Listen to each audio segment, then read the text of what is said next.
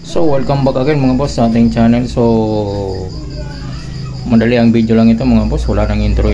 So may repair tayo ngayon gabi, ras ito beam 230. So valve replacement sa mga boss. So ayan, subukan natin palitan yung valve.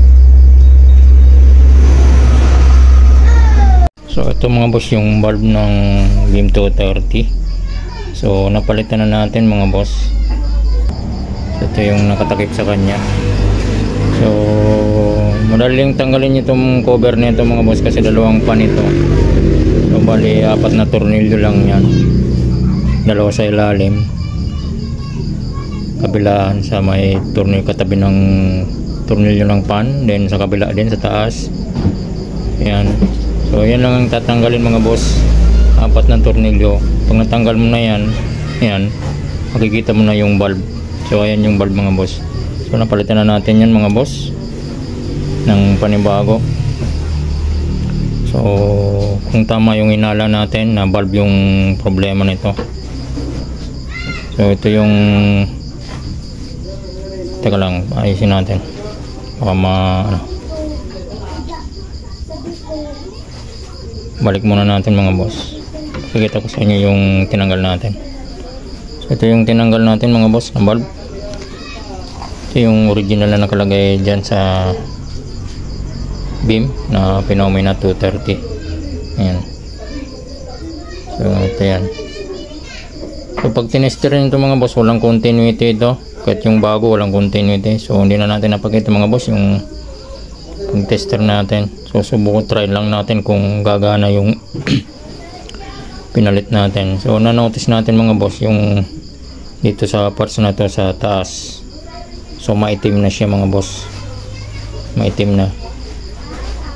So baka nga ito lang problema. So ngayon pa lang tayo nakapag-replace ng valve ng ganito, nakapagbukas ng beam. So try natin, baka ito lang yung problema. Or pag hindi pa rin, so yung igniter dito problema niya for sure. So ayan mga boss, i-fix ko muna yung, babalik ko muna yung tornilyo mga boss.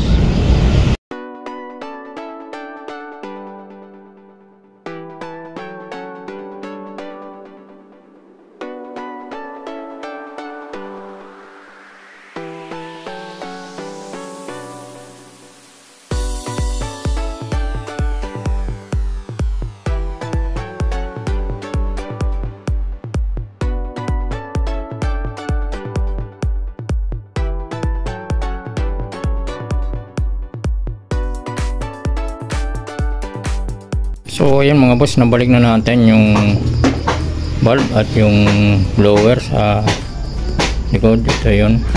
So try natin mga boss kung gagana. So yung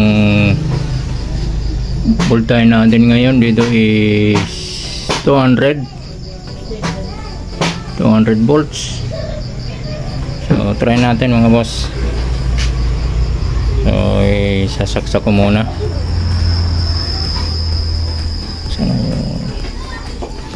Ito yung power con nya, power connectors.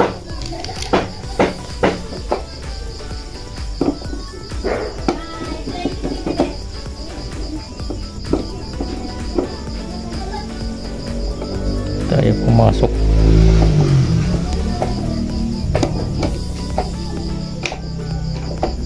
Dito tayo.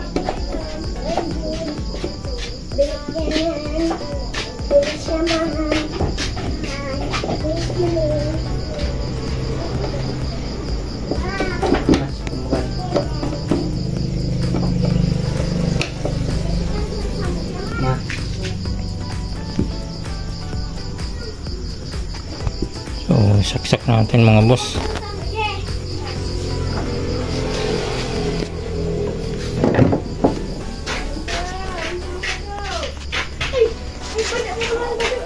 Ayan ko lang.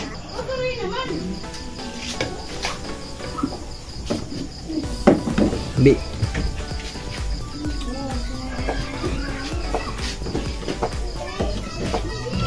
Ayan natin mga boss. Ang ilaw. Yun, wala pa rin.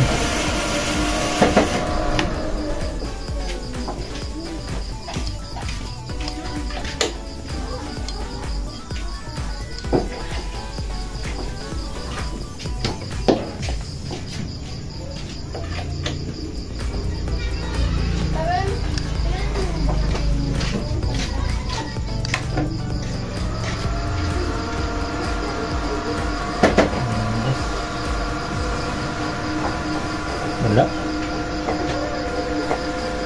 Hindi umilaw.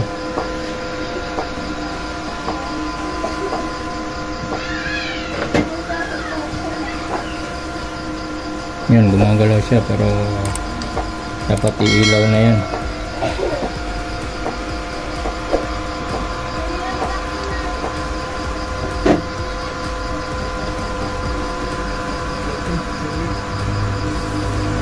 Wala. Hindi bulb ang problema nito mga boss.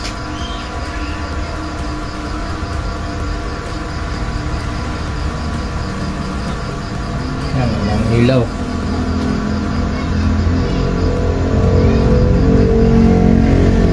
Lagi siya.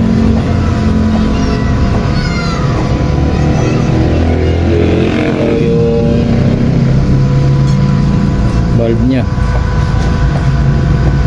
So ayan mga boss, napagana na natin.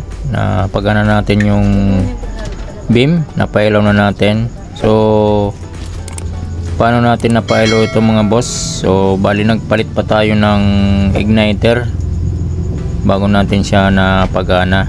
So bali hindi ko na nakuha na ng video mga boss kasi sinaglit lang natin ginawa ito mga boss.